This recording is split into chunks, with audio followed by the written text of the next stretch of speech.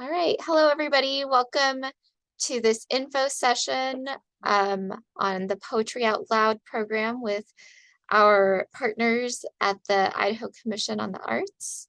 I'm so excited for those of you who could join us today, and we will send out this recording and Laura's slide deck probably tomorrow sometime. So my name is Jennifer Redford. I'm a youth services consultant here at the Idaho Commission for Libraries. And in my role here, I support a lot of our programming and support for teens and tweens and school agers. And today we are going to talk about the Poetry Out Loud program, which is sort of a turnkey program that you can do. And our friend Laura from Idaho Commission on the Arts is going to present some information. So I'm just going to turn it over to Laura, and I'm sure she will have time for questions at the end. Absolutely. Welcome, everybody. I want to start just by saying thank you to Jennifer and Idaho Commission for Libraries. I sort of reached out to evangelize about this program, Poetry Out Loud, and Jennifer's been super responsive, and I just really appreciate this platform to share about the program. So thank you. For folks that don't know me, I am Laura Roghaar. I work for the Idaho Commission on the Arts, so it is an agency under the governor, a state agency. My title is Arts Learning Services Director, and in my portfolio, I have this program, Poetry Out Loud. I am especially excited to present Poetry Out Loud. I'm a poet myself, in addition to having taught poetry in schools and libraries for quite a long time, and so this program is pretty close to my passion area. But I also think it's a really great program that's flexible and can be adapted for use for all sorts of schools, institutions, including libraries. So let's talk about what it is. For folks on audio, I'm a middle-aged person. I have brown hair and I've got a blue sweater on today, and we're in my home office. So that's what maybe you don't see. And I'm also going to share out these slides with Jennifer following the meeting. So if there's anything you want to refer back to, just let me know. So what is Poetry Out Loud? It is a program funded in Idaho totally by the National Endowment for the Arts and the Poetry Foundation, which is a nonprofit that is an advocacy and preservation group for poems. It's a national arts ed program, and it encourages the study of great poetry by offering free educational materials and then a dynamic recitation contest structure for the whole country. Poetry Out Loud is practiced in all 56 US states and territories. And so it's a super big deal. Thousands and thousands of teens throughout the country touch poems for the first time by their participation in this program. And in Idaho, we have a student participation level of around 2,000 annually. So lots and lots of teen kiddos are learning about poetry and performance through this program. There is a video resource. So if you wanted to share out with colleagues, we've filmed last year during our COVID year, a quick video of me just talking about the basics about the program. And I will play just a small bit of it for you here. The part I'm most interested in having you see is what teachers have said about what the program does for their students. So here we go.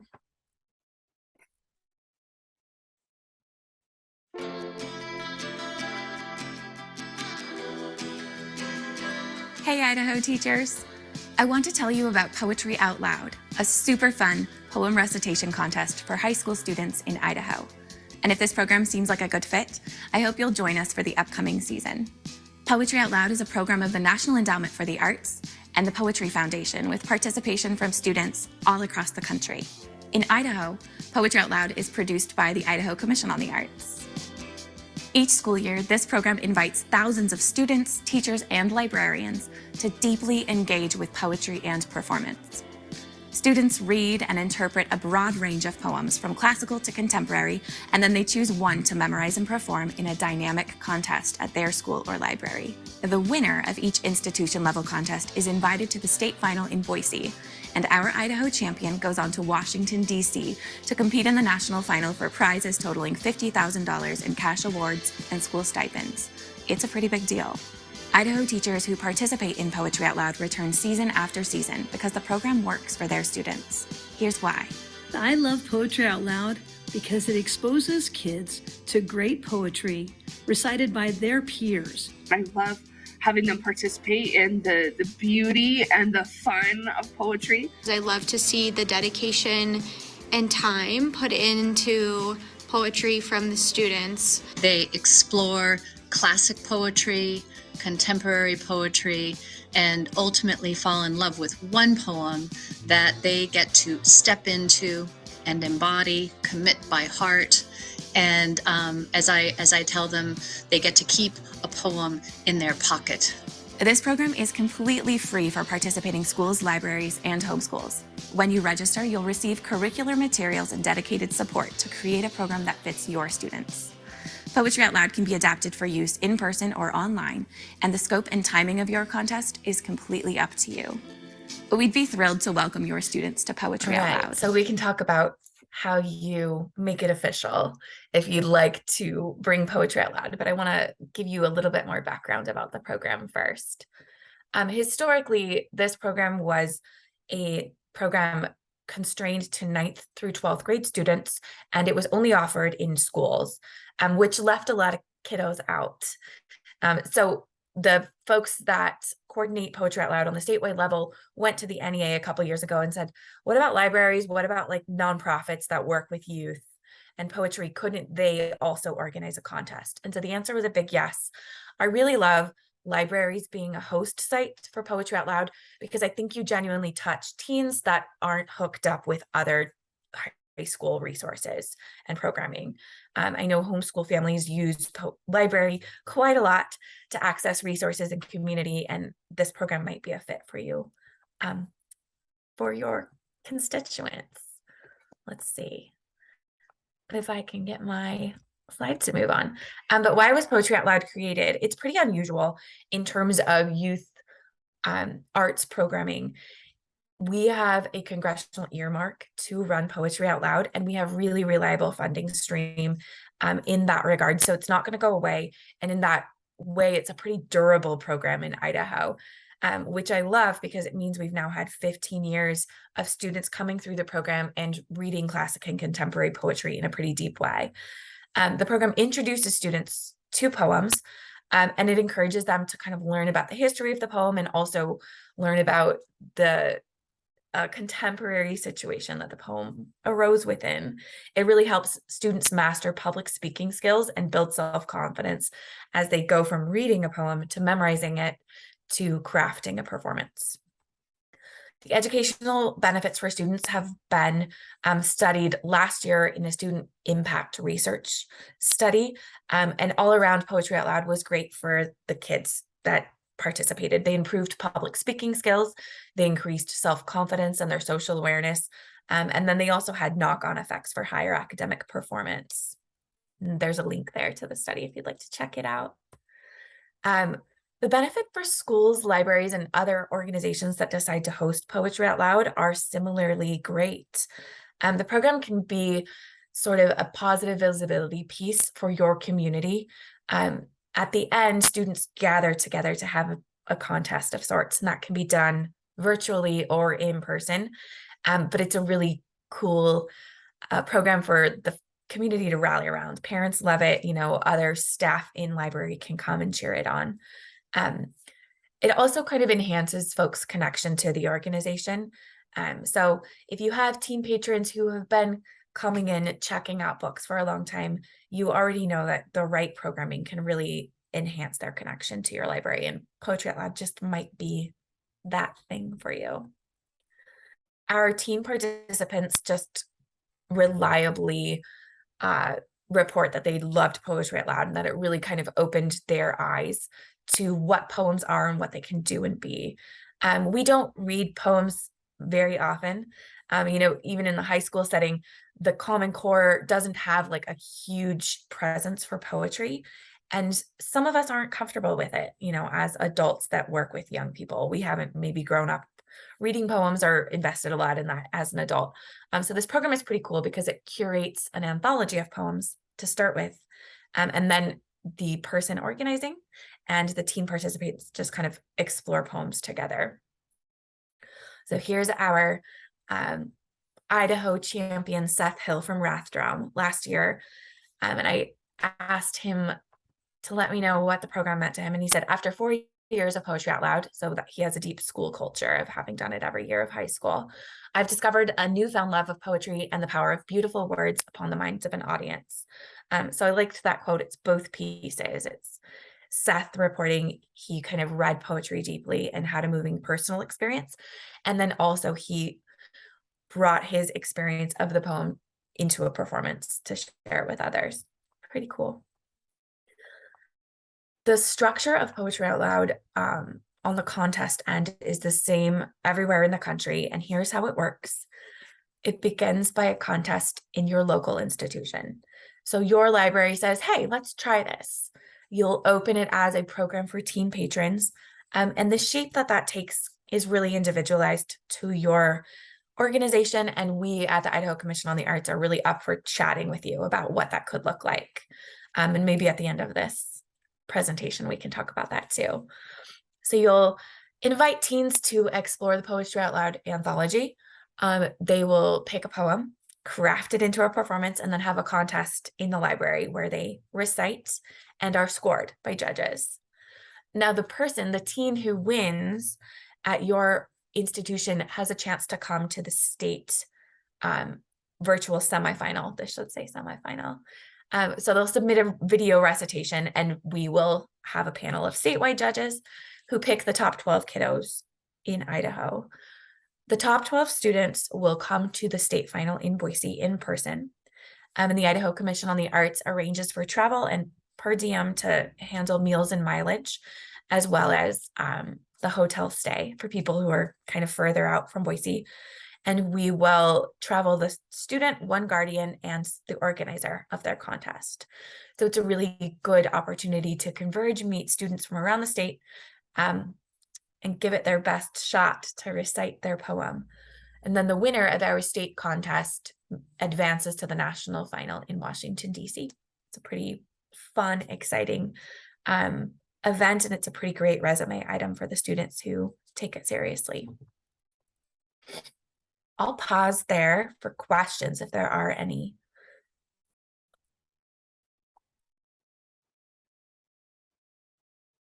Okay. There are prizes that are attached to student performance. So at our state level, the person who wins, our Poetry Out Loud state champion, gets a $200 cash prize. The runner-up gets $100. And then the organization who sent us the champion gets $500. That goes towards the purchase of whatever poetry materials the library wants or would like to get. That can be curricula, that can be a workshop with a poet in the library. How to use those stipends is really up to you. And then the national finals, the cash prizes go way up with over, I think, $500,000 or $50,000 total in scholarships and stipends awarded. Pretty fun. The past 2 years, the national final has been remote. This year, I think we're headed back to Washington, D.C. So I'm excited to see which Idaho students will represent the state this year. This program has been pretty heavily covered in Idaho media, both on a local, regional, and statewide level. So it's also great for that positive visibility piece. I know CJ last year had coverage in Twin Falls about the contest, which was really cool to kind of solicit teens to engage. We have a PR toolkit that makes kind of that easy if you are contacted by media to, know what to say and how to prepare your student to be interviewed. I think radio particularly likes to interview students for this because having someone recite a poem is good on air. Jennifer had mentioned that the program is turnkey and all of the resources are web-based. So when students kind of engage with Poetry Out Loud, the place that they will go is online to the web-based anthology. So it's super user-friendly to browse different poems. They can browse by poet, they can browse by topic, they can browse by sort of theme collections. We have like a spooky Halloweeny one that would be good right now. So that kind of curation of the poems lends itself really well to like library display or in library experiences without having to kind of comb through hundreds of library books on your own. The anthology does that for you. So students go online, they pick poems to memorize, and then there are also resources for them about how to craft great performances. I'll just put these links there. How to make a recitation.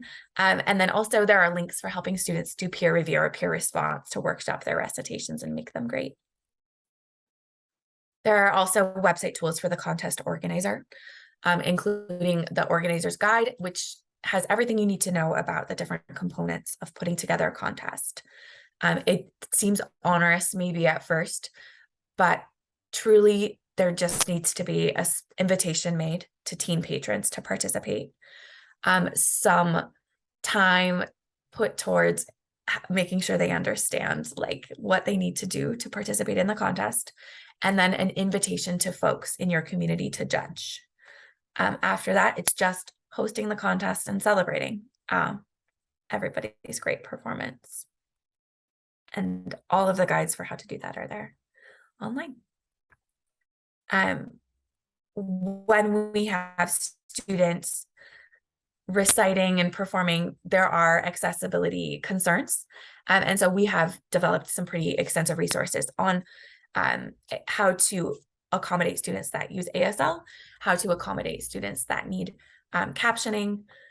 And for any questions like that, you can reach out to us, of course. So if you already say, yes, I'd love to bring Poetry Out Loud, or we'll try it this year, you can register online, and here's the link, arts.idaho.gov /poetry out loud. And then again, there's that website, Poetry Out Loud, or that email address, poetryoutloud@arts.idaho.gov, for any questions. We'd love to chat with you. So yeah, I'll take questions just directly. There's not many folks in the meeting, so you're welcome to simply unmute and holler out what you're wondering.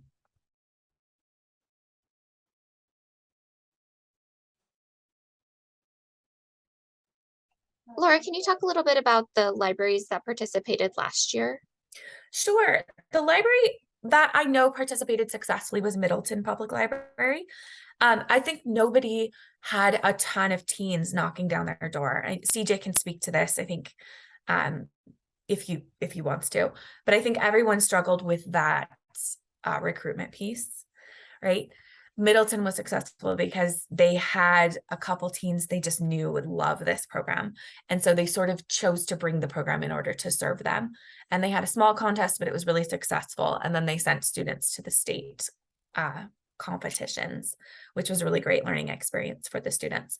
So what Middleton did was they had a series of 3 virtual programs, and they put them in their calendar very early in the year, and they ran it in early January. So they had a first info session, right? Calling all teens, what's Poetry Out Loud? And the librarians just worked one-on-one in the info session virtually to kind of show teens the anthology, and they kind of dug through poems together and informally decided to participate. They also had a second meeting where teens could come and practice their recitations together. I think that's an important piece just for that community building and having kiddos that are interested in performance or interested in poetry get to know each other. This program is similar to like a speech and debate style event where you memorize something and then you are scored on how you recite. So the coaching piece is a good opportunity to bring people together, to give each other some feedback, peer response, and get to know the teens a little bit better. The last thing Middleton did was have an in-library contest. So they actually did that in person, and I think their librarians loved it, and I'd be happy to kind of connect anybody that wants to talk with them. But the librarians thought the program was really positive, and it was just looking for that teen recruitment piece. I would guess that it's not unusual for sometimes teen participation to be tricky to catch. But I think if you do have teens engaged with your library that you think would like this program, definitely give it a shot.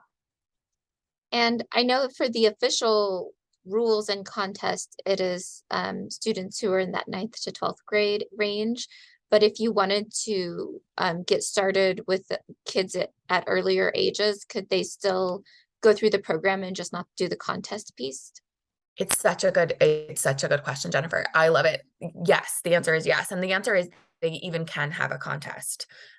There is a Twin Falls charter school called Xavier Academy, and they have this like beautiful school culture where now from kindergarten through 12th grade, every student memorizes a poem every year and performs it.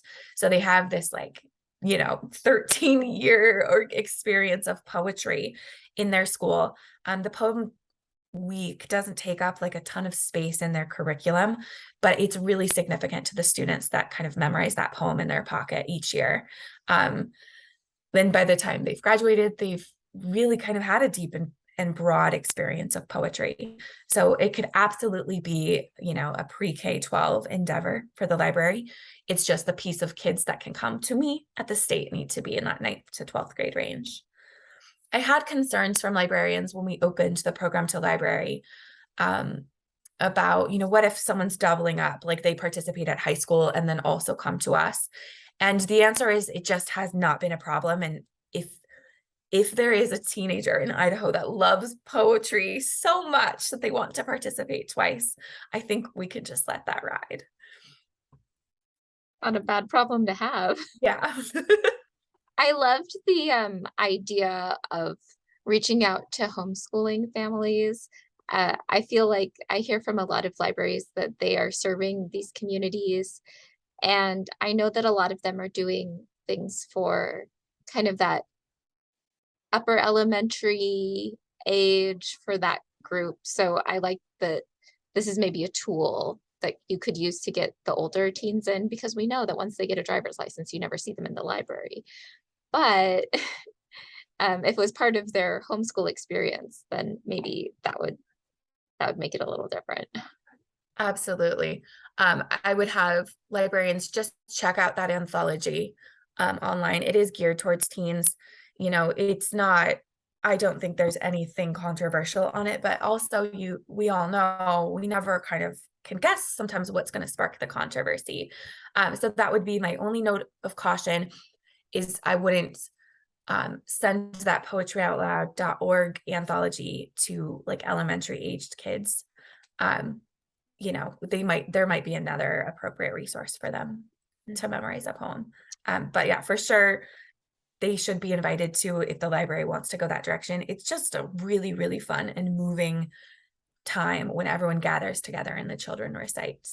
I don't think there's anyone that's participated that said they wouldn't do it again.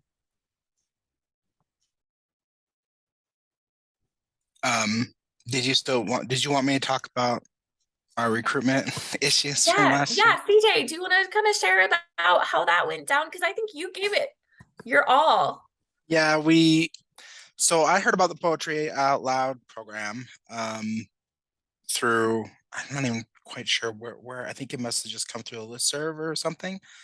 But I then started digging. I found out that Xavier Charter School, the school that was just mentioned, is the only high school in our area that actually participates. And we have 2 other high schools in Twin Falls and lots of homeschool kids and a few religious academies as well. So I thought maybe that this was a market that we could, I thought maybe that this is a gap, like, oh, this awesome contest that is going on, but really only one school's students have the opportunity to participate. So we registered for the program. Guy got some judges from one of the local kind of drama groups, as well as an English professor from the College of Southern Idaho here in town was going to come and judge. And we did a ton of social media stuff for it. I put it in all of our newsletters. We had posters around. And in the end, I had 2 teens register, and one of them didn't ever show or respond to any emails as to why they didn't ever show up. So the one teen that participated seemed to really enjoy it. They were kind of our winner by default. And so then we helped them create their video to send in for the semifinals. But yeah, so I was a little disappointed in the turnout. So this year I'm hoping to try again. I'm gonna really try to do some direct reaching out to some of the local high schools, drama departments and English departments to see if we can try again and market directly to the teens that way, because it just seems either word didn't get out to the audience that I was trying to reach, which I suspect is more likely the case than only 2 teens in all Twin Falls were interested in participating. So I think just somehow, I think probably a lot of parents saw it, but I don't know if it ever got filtered down to the teens. So that's what my goal is this year. That's great, CJ. And I feel like sometimes programs like this just need to build. They have a slow build, kind of word of mouth. It takes a little while. You learn something new every year about connecting with people, and the teens learn a little bit more. Yeah, for sure. I wonder if you could also, reach out to some of those middle school kids who maybe aren't contest eligible, but are sometimes easier to get into the building because they don't have cars yet. They can't drive. So they have a limited amount of places that they can go, but you can kind of build a culture of poetry with the younger group and have them grow into it too. I mean, I just want to kind of highlight our colleague CJ. I think he even had coverage on KIVI, right, for your program, like when registration was available. So you did it all to kind of gather folks. I think last year, we're all kind of tired of talking about this, but it was a weird year. It was kind of like maybe people were fatigued about participating in stuff, and then it was like, is it going to be virtual? Is it going to be in person? And we were like shady about that. Like, well, we don't know. We have to see when we get closer. So my hope would be that, exactly as Jennifer said, kind of with the kind of past history of having already marketed that your library is going to do this, and then maybe with a more settled year, hopefully you'll have just gangbusters of teens wanting to memorize poems in your library this year.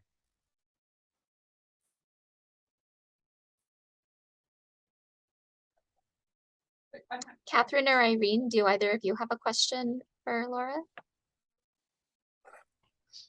I had a question. I was going to ask if there was a minimum number of participants, but I think CJ kind of answered that.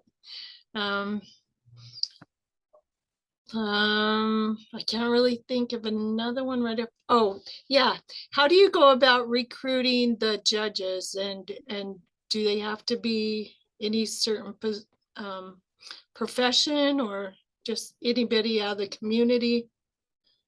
Yeah, I can share a little bit about what we do at the state level, but the answer is it can be your library staff. It can be folks in the community that would want to show up and serve in this way.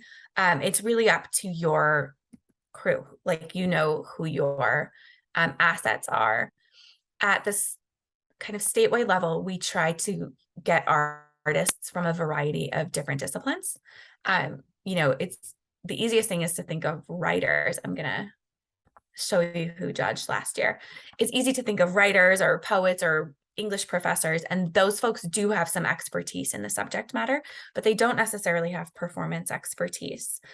So we really like dancers, we like actors, we like musicians to also be on the judging panel, because they bring some unique perspective, and it's just cool for the teens to get to know these real life working artists in this way. So last year, this was our event program website. So we had Amira Bader, who is a poet, but also an illustrator, an animator. C. Marie Furman, who's a poet, is also the writer in residence for Idaho. So that's like our writer laureate for the state. Monique Michal, who is a ballet folklorico teacher and dance company owner. Another poet, Stacy Bowe-Miller. Adrian San Miguel is an opera singer. And then Andrew Sensas is a musician. So these, and then here's our great Idaho contestants that won their school and library contests and came to us. So you can see they're listed where their home school is or their home institution, the poems they came to the contest reciting, and then a bit about them. It's really moving when a bunch of kids get together to earnestly give something their best shot. I think there's a lot of growth that happens through this process. And I have had no problem having judges agree to volunteer because, you know, it's exciting. It's helping young people's dreams and learning come true. Yeah, it's just good vibes all around for Poetry Out Loud. So thank you for the question. So how many judges did you have at one time? So for each, I have kind of like at the state level 2 rounds of the contest. We have everybody come to a virtual semifinal by video submission, and I have 3 judges for that. And then in person, I have 3 judges. Okay. So 3 is a good number. 3 is a good number. It's kind of up to you. Yeah. Okay. 2 is also fine.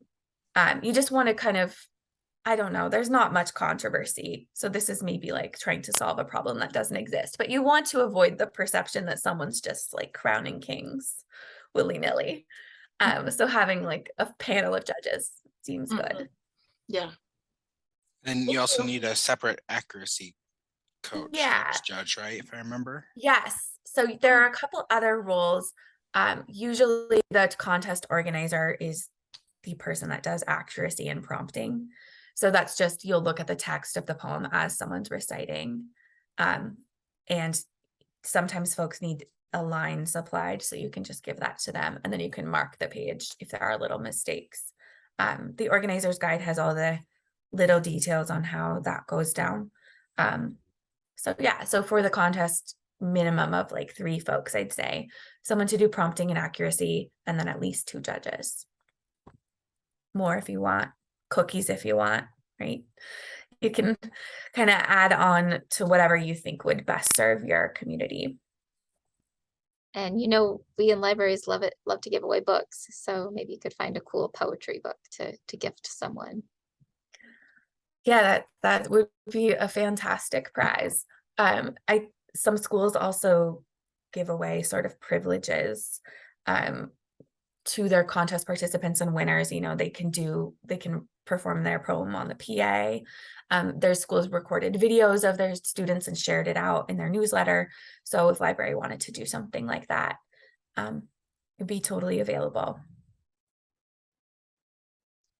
And we maybe are all sort of fatigued on video, being on camera or whatever, but I think it's useful to remember that every time we are giving a young person an opportunity to kind of share from themselves, we're helping them grow into those skills that are going to be good for them. So I always say it's so good for a resume, and kids are like, what? But I kind of mean it. It's like, once you've put yourself out there to perform, to have a contest, to be scored, you can do it again, and it's not as scary next time. So I think it's a good program. Irene said they're excited to try it. So that's cool. Welcome. I'll put in the chat the link to register, and also the link to email questions.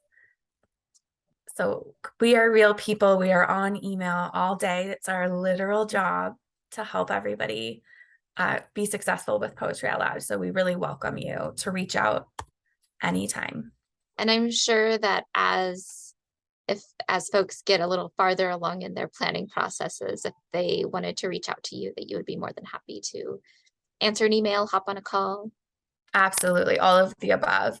If you head to that website, arts.idaho.gov/poetry-out-loud, you can see I hold office hours virtually each month.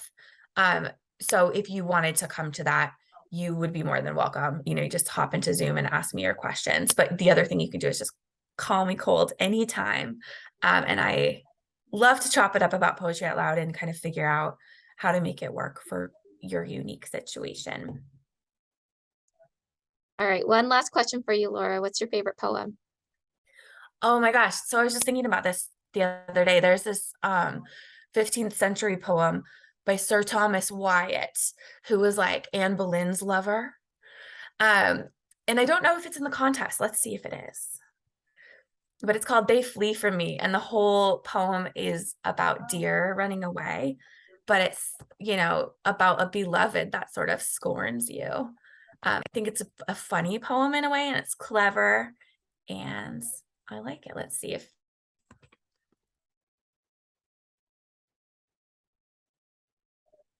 Nope, he's only on.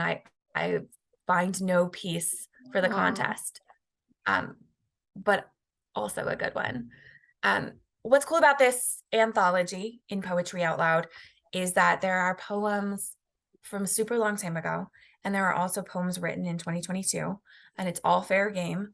And so it kind of suggests to students in the English language, we have this inheritance of a literary tradition of capturing experience through verse. It can be old-fashioned and old-timey, but putting it in the mouths of teens brings it back to contemporary times. And not all the poems are from the 15th century. Like, a lot of them are pretty contemporary and connect to students kind of on an experiential level. So yeah, Cool. dig around. All right. Well, thanks for your time, Laura. Thanks for the great information. For those of you watching the recording, thank you for watching the recording. And Catherine, CJ, and Irene, thanks for your engagement and presence today. I'm going to hit the stop button.